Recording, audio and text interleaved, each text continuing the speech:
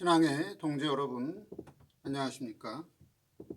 서정교회 최영성 목사입니다. 오늘 여러분과 함께 은혜를 나누고 싶은 말씀은 지난 시간에 이어서 마태복음 9장 1절로 2절 말씀입니다. 제가 본문을 봉독해 드리겠습니다. 예수께서 배에 오르사 건너가 본 동네에 이르시니 침상에 누운 중풍병자를 사람들이 데리고 오거늘 예수께서 저희의 믿음을 보시고 중풍병자에게 이르시되 소자야 안심하라 내 죄사함을 받았느니라. 오늘 말씀 제목은 소자야 안심하라는 제목으로 말씀을 증거하도록 하겠습니다.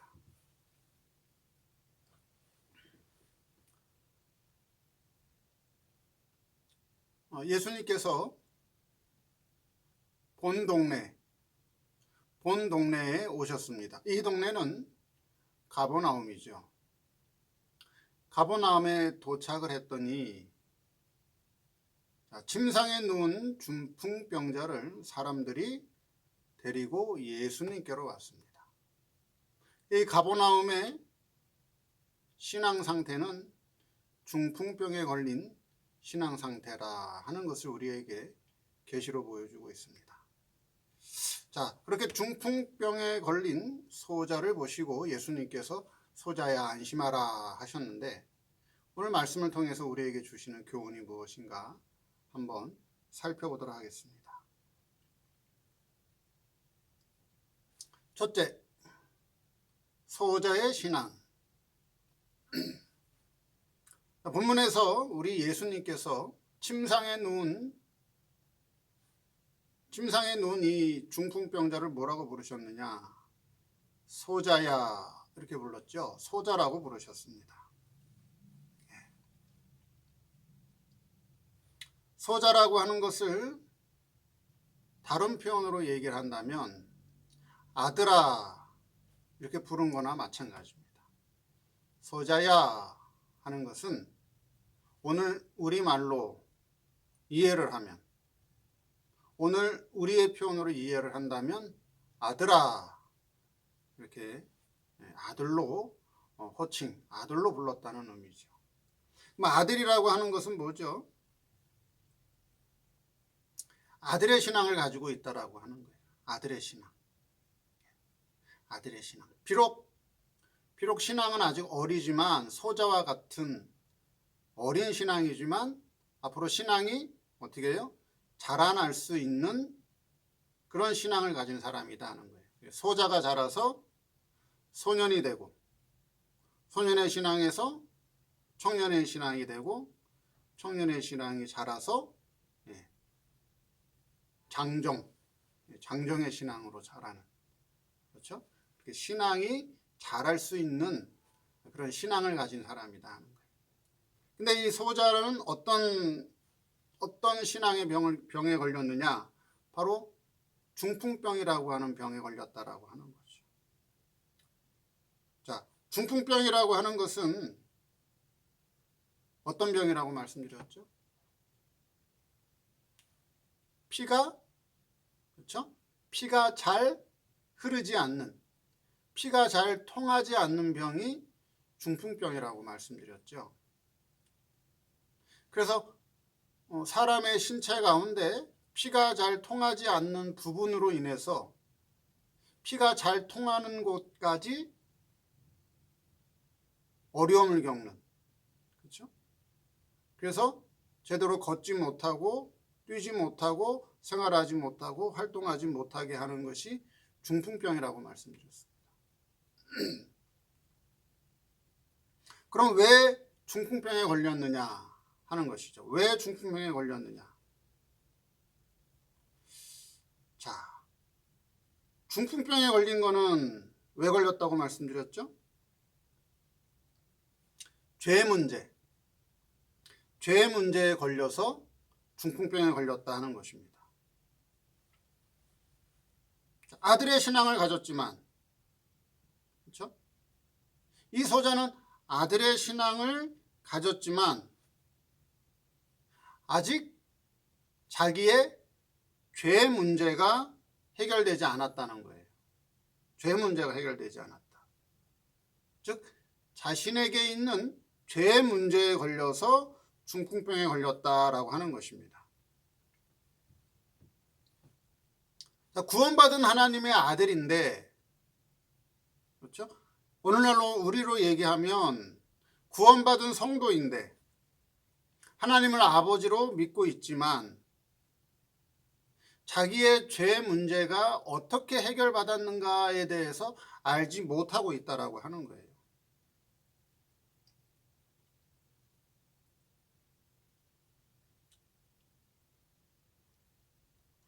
자, 성도가 이 세상에서 살아갈 때 여러 가지 일이 발생합니다. 또는 사건이 일어나기도 하죠. 때로는 양심을 써야 되고 믿음을 써야 할 때가 옵니다. 자, 그럴 때마다 마음이 편하지 않다는 거예요. 마음이 편하지 않다. 고통스럽다는 거죠. 자, 실제 성도가 생활 문제에 있어서 죄를 안 짓고 살면 좋은데, 그렇죠? 죄를 안 짓고 살면 좋은데, 자, 죄를 안 짓고 살 수 있나요? 성도가 실제 육신의 몸을 입고 세상에서 살아갈 때 죄를 안 짓고 살아갈 수가 없다는 거죠. 그렇죠? 아무리 노력해도 그게 안 된다는 것이에요.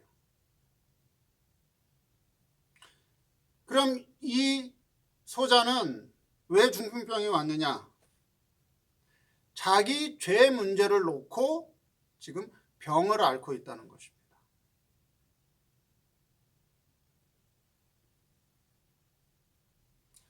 자기 죄 문제를 놓고 이 소자가 병을 앓고 있다. 자, 그러면 이 소자의 신앙이 잘못된 것인가요? 아니면 바로 된 것인가요? 잘못된 신앙이 아니죠. 잘못된 신앙이 아니에요. 어떤 성도는 죄를 짓고도, 죄를 물 마시듯 짓고도, 양심생활 하지도 않으면서도 아무런 거리낌 없이 살아가는 성도가 얼마나 많은데요. 근데 이 성도는 자기의 죄 문제를 놓고 병을 앓고 있다라고 하는 거예요. 그럼 잘못된 신앙이 아니라는 거죠. 그렇죠? 잘못된 신앙이 아닙니다. 바른 신앙이에요. 근데 신앙이 아직 어떤 상태라고요? 아직 신앙이 어린 상태다 하는 거죠. 자기의 죄 문제를 다룰 만한 실력이 없다라고 하는 것이죠. 자기의 죄 문제를 다룰 만한 실력이 없다는 거예요. 우리 성도는 하나님의 아들로서 이 세상에서 살아갈 때 이와 같은 문제, 즉 죄의 문제를 다룰 수 있는 실력이 있어야 된다 하는 것입니다. 자, 비슷한 예로 종교개혁자 마틴 루터가 있었습니다. 마틴 루터가 자, 어떤 계기로 인해서 종교개혁을 일으켰느냐. 자, 원래 마틴 루터는 그렇죠? 법을 전공해서 법조인이 되려고 했어요. 법을 전공해서 법조인이 되려고 한 거예요. 마틴 루터의 아버지가 마틴 루터로 하여금 법조인을 만들려고 했어요. 그런데 하나님의 부르심을 받고 저가 수도사가 됐죠. 천주교에 들어가서 수도사가 됐습니다. 자, 그런데 성경을 읽으면 읽을수록 뭐가 보여요? 심판하시는 하나님이 보이고, 그 다음에요, 죄인 자기가 보이는 거예요. 죄인 자기. 죄 속에 파묻혀 있는 자기가 보이는 거예요. 그래서 그 죄의 문제에서 해결받기 위해서 마틴 루터가 무엇을 하기 시작하느냐? 금식 기도를 하게 됩니다. 금식 기도. 자, 근데 금식 기도를 하고 자기가 아무리 노력해도 어때요? 죄에서 벗어날 수 있어요? 없어요? 죄에서 벗어날 수가 없는 거예요.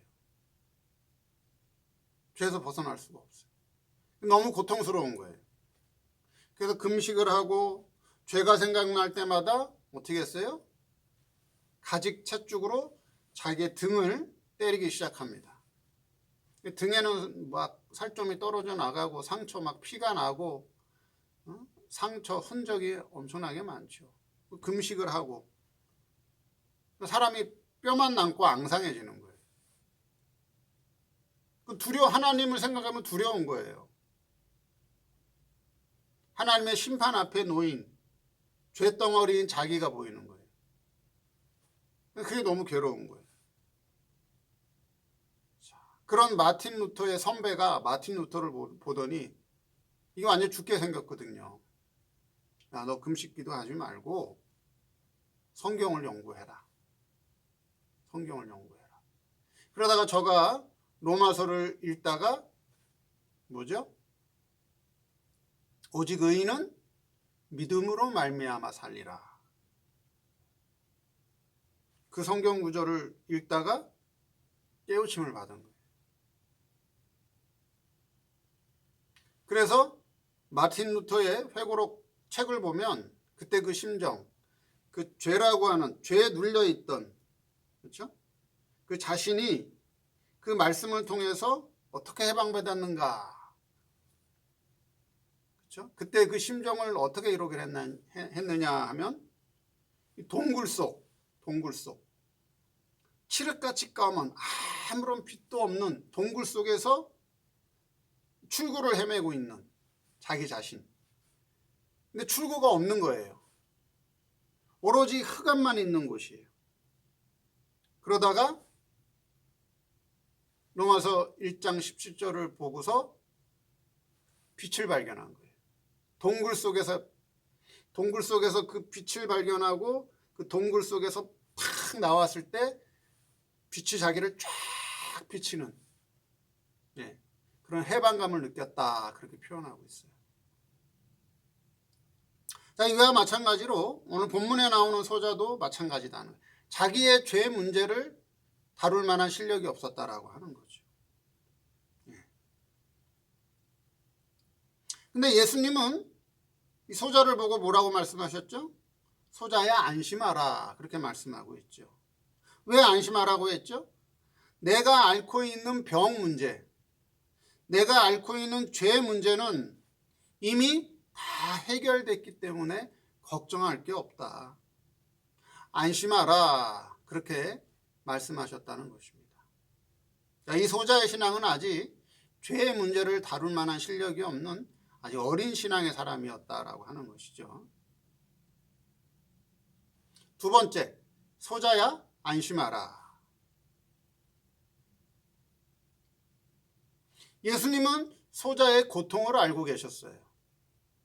소자가 무엇 때문에 저렇게 고통스럽게 병을 앓고 있는지 예수님은 어때요? 이미 다 알고 있었다는 것이죠.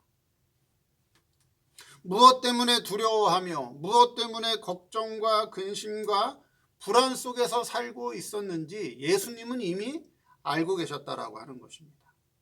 그래서 예수님께서 소자를 보시고 소자야 안심하라 이렇게 말씀하셨습니다. 왜요? 지금 소자가 걱정하고 근심하고 두려워하는 죄는 어때요? 이미 해결된 것이기 때문에 그렇다는 거예요. 이미 해결받은 것이기 때문에 그렇다는 것입니다. 그래서 소자를 보시고 예수님께서 소자야 안심하라. 안심하라는 건 뭐죠? 소자가 그동안 죄로 인해서 죄 문제 때문에 두려워하고 근심하고 걱정하고 그렇죠? 떨었다는 거예요. 죄로 인해서. 근데 예수님은 내가 걱정하고 근심하고 두려워하는 그 죄 문제 내가 다 어떻게 했다고요? 내가 다 해결한 거야. 내가 다 이미 해결했어. 그러니까 뭐 하라고요? 그러니까 이제 안심해도 된다는 거죠. 이제 안심하라 하는 겁니다. 그래서 뭐라고 말씀하셔요? 소자야 안심하라. 왜요? 내 죄사함을 받았느니라. 그렇게 말씀하고 계시잖아요. 지금 죄사함 받았다는 건가요? 지금 죄사함 받았다는 말씀인가요? 아니면 앞으로 죄사함을 받을 것이라는 말씀인가요? 둘 다 아니죠. 지금 죄사함 받았다는 것도 아니고 앞으로 죄사함 받을 것이라는 말씀도 아니에요. 이미 내 죄를 다 사함 받았느니라 하는 것입니다. 이미 예수님께서 다 해결해 주신 죄 문제를 이 소자는 깨닫지 못하고 알지 못하고 두려워서 떨고 있었다라고 하는 거예요. 지금도 한국 교회는 이 죄 문제를 다루지 못하고 있다라고 하는 것이에요. 이미 예수님께서 다 해결해 주신 이 죄를 오늘의 한국 교회가 바로 깨우침 받지 못해서 죄로 인해서 근심하고 걱정하고 두려워 떠는, 그렇죠? 성도들이 아직도 많이 있다는 것입니다.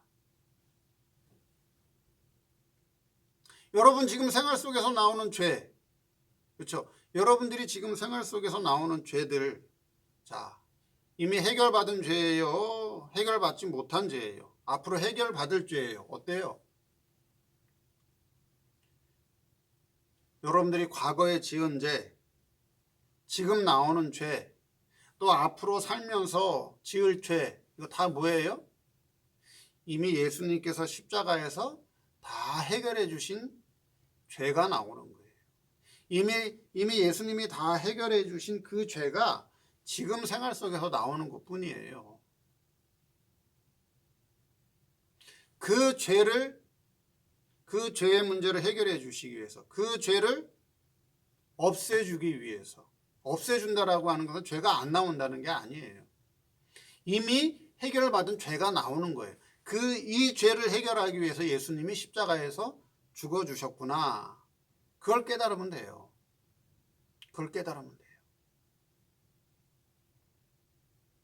그럼 죄가 나올 때마다 뭘 생각해야 돼요? 죄가 나올 때마다 고통스러워하고 두려워하고 떨고 근심하고 걱정할 게 아니라 죄가 나올 때마다 예수님께서 이 죄를 해결해 주시기 위해서 예수님께서 십자가에서 못 박혀서 나 대신에 돌아가셨구나 하고 오히려 예수님의 은혜를 생각해야 된다라고 하는 것입니다.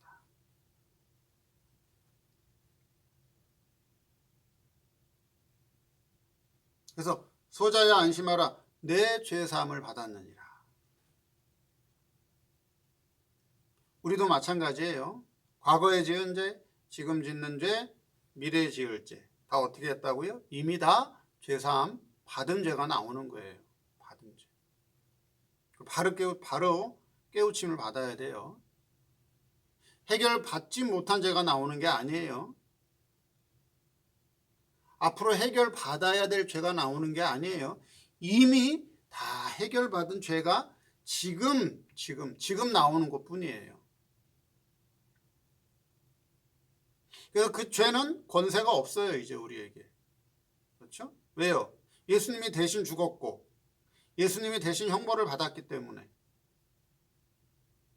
그 죄가 더 이상 권세가 없기 때문에 그 죄를 졌다고 해서 우리를 죽이거나 형벌받게 하지는 않아요. 바르게 깨우침 받아야 됩니다. 그래서 소자야 안심하라. 이 말씀을 통해서 죄의 문제를 잘 다루시고 죄의 문제에서 해방되어서, 그렇죠? 예수님의 은혜를 생각하시고 신앙생활 하시는 저와 여러분 되기를 바랍니다. 감사합니다.